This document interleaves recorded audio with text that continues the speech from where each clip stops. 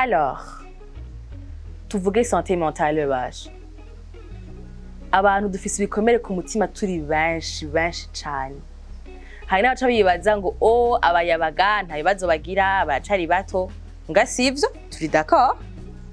Ibaze nk'umwana w'umuyabaga afashwe ku nguvu atwaye inda. Yo baramwirukanye. Je umbwira ngo ataja hehe? Ajahe aja kwande. Ashaka kuvuga ikintu ashaka guserura kiri ku mutima abwira nde. Bon, bref. Reka turondere umuntu abizi adusigurire yongera amenyesha ku bibazo vyanje byose afise.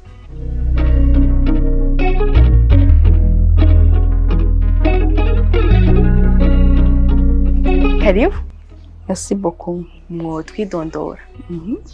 Jeune nitwa Fidelité Mfurayimana. Nkaba nkora mw'ishirahamwe ryitwa Nturengaho mu gisata cyo gufasha abakorewe amabi gushurashuzwa ku nguvu canke handi mabi afatiye ku gitsina cane aba jeunes. Nturengaho, iyo centre Nturengaho ikora iki en détail? En détail, ni gufasha aba jeunes adolescents baba victime b'ama viol canke batwaye inda kubera kutamenya, kubera bakiri bato, hama tukabakompanya.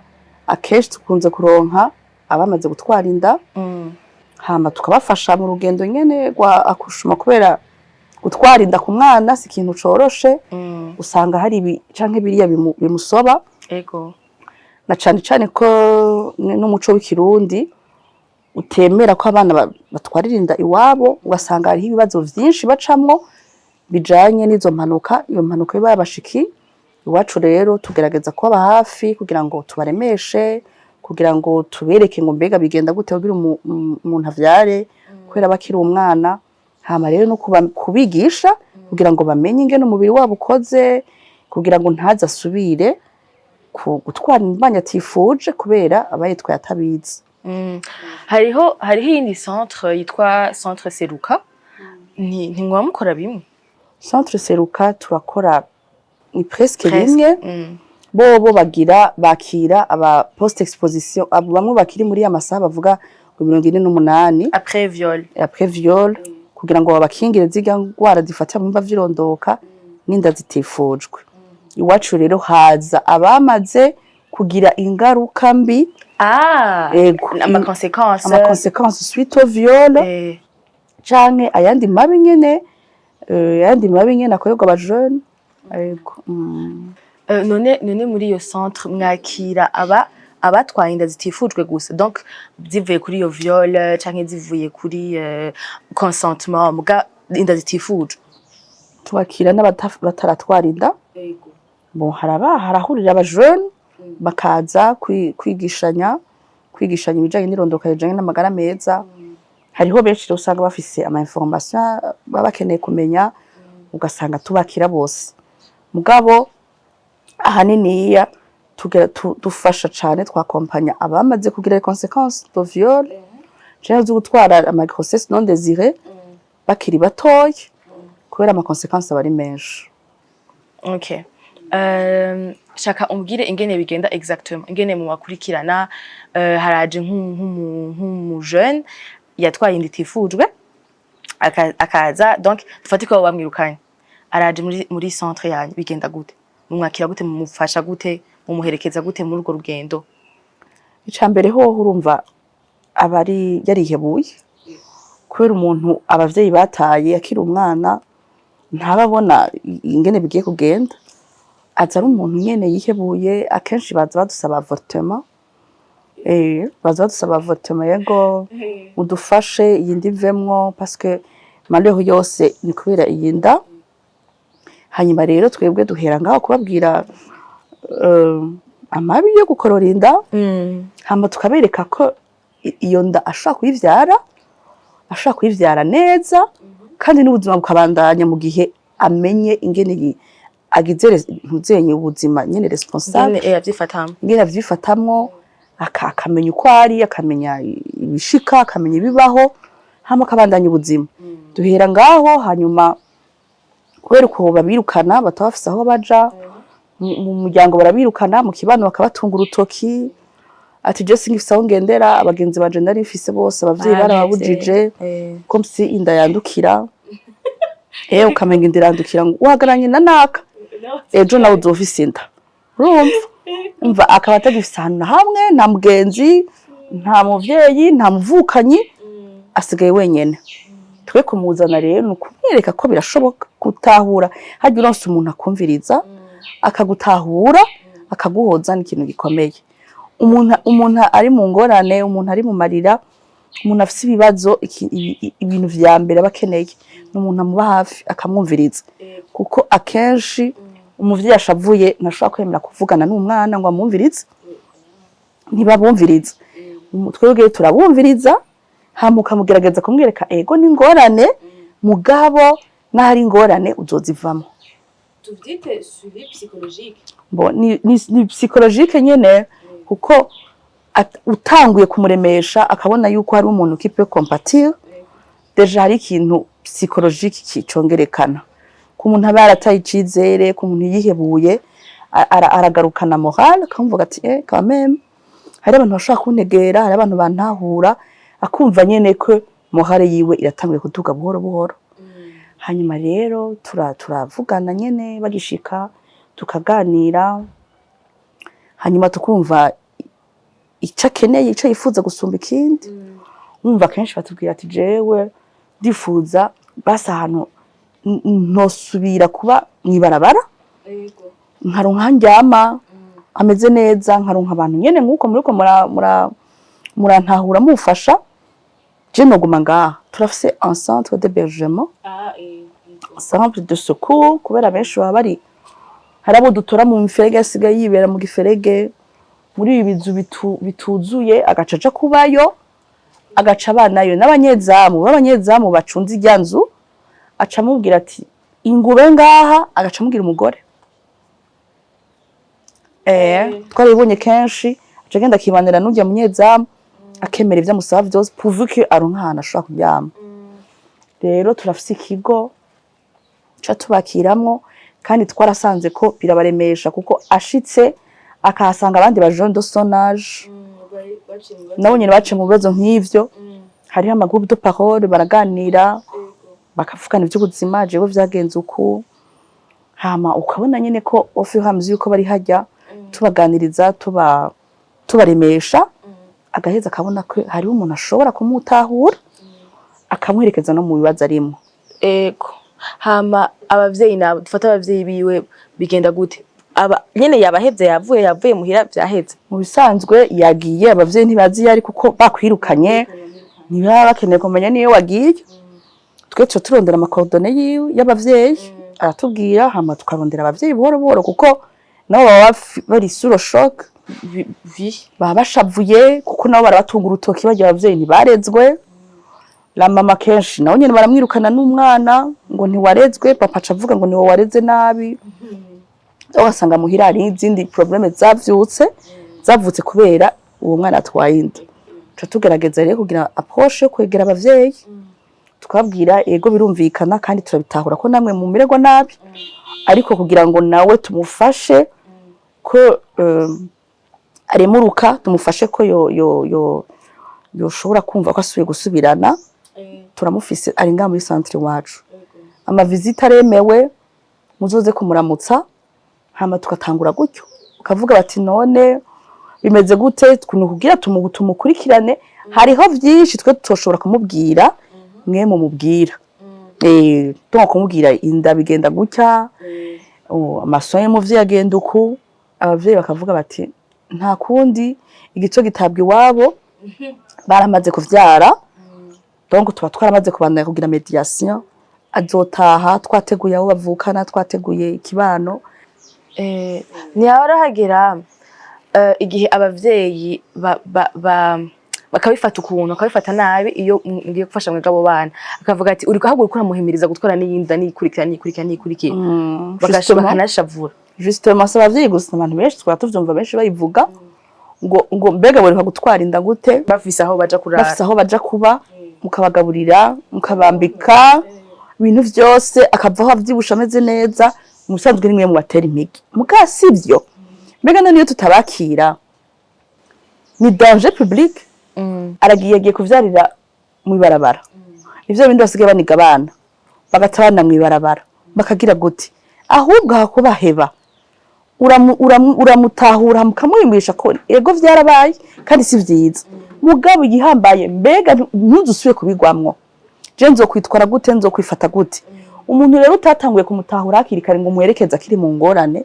ntivyoroshe no gusubira kuza kumubwira ngo vyogenda ukumuza uzokurikira ngo uzokwifata uko naho muganirira naho nibafise droit à la parole abantu bose barabata abantu bose barabanka ugasanga nagifise havugira nagifise n'ushaka kumuhanura ngo amubwire ngo hakenewe ko kwifata hakenewe ko bigenda gutya mu buzima urumva baravyimvira mugabo à la longue barasanga ko atari ivyo kuko iya de témoignage bavyibaza akatubwira ati nukuri no musi yagarutse mu muryango kandi turabona yuko iya quelque chose qui a changé bakabitahura nyene naho baba bafise nyene ayandi maeriziyo nyene ngo twe tubatera imigi donc kuri wewe amashavu kwa twa tuyashirede ko ishavu ni ribi urukundo rwanze kwanza ishavu irakubwira ngo ni wica wawe kandi ukamwica ishavu riba ribi umva rero twe twahamagariwe turatuvuga ngo twitwa banda yahundwa ndahundwa ni wawundi uza kugira ibintu vyose ingwane zawe zose ukazukayimutako akumva kwagize ngo akaruhuka kwanda rose umuntu mbwira ibintu byanje byose vyangoye kandi akantahura kanumviriza none centre yanyu yakira aba jeune bangana gute tranche d'âge imyaka ingana gute dufata musanzwe tuvuga ngo n'aba jeune adolescent mugabo iyo centre ijambo adolescente n'abakobwa gusa kuko n'abahungu tubaronka bafise ibibazo vya viol ego bariho bigenda gute mubakira gute nabo nyene abaremerewe ku mutima baraza bakitura bakavuga ngene bimeze malgré ko batinya je nibajije yuko igitigiri gishobora kuba ari kinini mugabo kubera akenshi ahantu henshi baguma bavuga abafasoni n'abakobwa abahungu baratinya aza tinya je nkunda baza kwakira babiri umwe de 19 ans undi de 18 ans baba violé par le patron par leur patron ego bajya bana bava ruguru baje kurondera akazi hanyuma patrone babo nyene barabafashe kandi nawe abarushe donc umuntu yakugira ibintu ndashaka nawe nyene psychologique maraba déranger nahatatwaye inda arashobora gutwara ziga ngwara fata mu bavyirondoka rimwe n'umugera wa sida turabajana aho baje kubakingira hanyuma ukagerageza nyene kugira ngo ntazo deprime kuko arabura itiro ahubwo ati je sinisinzira nguma mbona umengo inindi nzoja gukoramwo bazomfata kwa kundi nyene bazomfata kwa kundi nyene donc tubafasha kugira ngo nyene baremuruke baronka bavuga ibintu vyabo kuko akenshi uraziko no mu Kirundi baravuga ngo taramunda ugatarura ibiboza iyo umuntu yagumanye ces blessures muri we ziraheza zikazo kwiklata zigasambuka nabi mugabo iyo ufise umuntu kita compagne muravugana ubu tuya kill stade ntusinzira vyogenda gute gushushe gusinzira donc kucyo kugira ngo ashobore kumva ko donc umva wowe umuheje kumbwira yuko amakani menshi c'est juste que abaza bakitura ni bake mu bahungu nivyo naciye nibaza kuko baratinya kuko ubundi ntibimenyerewe ko babivuga ngaho ngo abahungu bafashwe ku nguvu kenshi bavuga abakobwa n'abagore ngo sanga rero abahungu ntibarimwo cyo gituma cyo batinya no kwitura avuga ati DJ nyene ati ibi ntibiketi bona ntwenga ntibibaho kubera kenshi bavuga abakobwa n'abagore ngo usanga rero n'abagabo barimwo umugabo baratinya kubidenosa je narabonye ko bariho ndakubaze none wewe nta impact psychologique bikora bikugira ko ibintu byose wumviriza umaze imyaka myinshi ukora imaze ngaho ukora ajya presque 16 wow nta impact bigufise ko cyane jewe nkitangura nkicikayo nari mfise umwana de 7 ans umukobwa ni kuvuga ko uko nshitse mu nzu nashika ndamubaza nta muhungu yagufasha kuko nagoma mbona ko nawe nyene bitegerezwa kumushikira nawe nyene bitegerezwa kumushikira donc nama na makenga misi yose nasinziriye harya ntatabinyemereye byarabaye aranka kumbwira yatinye kuvuga nkumva nyene nanje nkaja mu ruhagarara nkumva ko je peux pas respecter ngo nyereka hama nyene nkaguma ntameze neza. Hama ikindi naco hari igihe wumva histoire ibabaje iremereye ku buryo mu kazi kacu nibirekuye ko wereka umuntu emotion zawe wereka umuntu ko c'est trop triste ibintu vyawe birababaje cane ku buryo numva ko norira no mu maso yawe kiraza kubimwereka mugabo muvanye urumva ko bwa buremere afise nawe urabutahanye. Heureusement turagira ama supervision psychologique aho dupartage amakaya turemereye hama bahinga bakatubwira uko tubigenza kugira ngo nibitwafecte umwanya munini juste bibe kandi si vyiza ko vyanyafecte nshobora kwimarana imisi ibiri ndabipartage n'abandi hama bakangira inama bakambwira ati bigenze uko uyifata uko ugira uko sino biradukora ko natwe cane. Ndashaka umbwire ala landi nandi umunsi w'akazi shaka umbwire umunsi wawe ngene ugenda guhera mu gatondo gushika mwijoro umunsi wawe ku kazi watonze ku kazi ngene ugenda ku kazi yego bon ndatonda nyene shaka kazi hanyuma comme dufise abajyana muri centre hariho ababa baje kutwitura bakabona ko arakeneye suivi psychologique d'urgence ubakira arambwira ati uyu muntu c'est un cas particulier mumvirize hama muje en profondeur kuvuga profondeur ibintu bituma abantu bagira ama anxiété bagira ama dépression si ivyo bintu siyo circonstance gushikira no munsi birashobora kuba ari ibintu vyagutanguye kuva ibintu que tu as vécu kuvukira umwana ukafata minenegwe nyene ntuvyiteho cyane naho warifashe utayifashe minenegwe ukabura abashaka kubigufasha kubivamwo ukabikurana ugasanga ugira ba mu ma événement traumatique menshi ugasanga rero ico sico cenyene hari ibindi wowe ugiye kumufasha juste ico kintu ca viol mugabo amaze kugirirwa viol plus de 5 fois kuva akivuka wowe ukuraba iyo viol yabaye amagaca twarinda alors que il y a d'autres viols qu'elle a subi atanda yatwaye ataki mugabo yagize ibikomere byinshi akabura habivugira akabura iki afose rero kumugarukana donc kuva ingene yabayeho akivuka ivyo yibuka ivyo yaciyemwo vyose hari igihe usanga ari ibindi bikomeye gusumba ivyo vy'uyo munsi.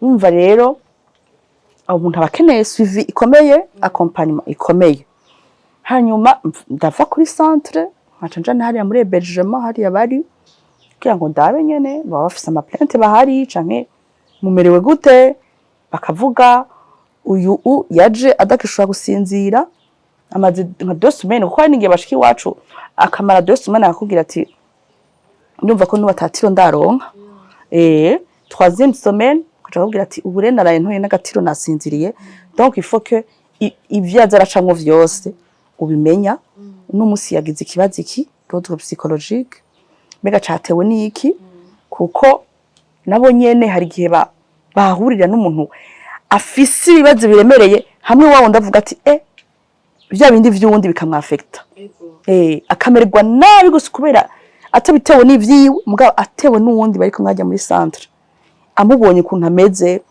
kuko twarigeze no kuronka ikimuga agenda kiravura hasi ata maboko donc natambuka afite indigazo hariya hari ubabana muri centre akina pas support yavuze ko igihe cyose amubonye yaca yumva ashaka kwiyevanisa urumva kandi babana mu nzu donc il faut que umuntu aca muba hafi kenshi kugira ngo ntagire ivyononekara cane usanga rero hanyuma nkava hariya nkagaruka kuko kuri centre baba bahaje mvuye hariya nkaca ngaruka kuri centre hanyuma ndukora ngaho Bujumbura gusa na ruguru turafise ama antenne ruguru ikiremba no mu mabanda abakorerayo bakatubwira turafise deka hama nyene ugasanga nyene hariho mwahanye rendez-vous uwo munsi uza kuza kwakira donc ugasanga nyene routine nivyo nyene none ndakubaza ngira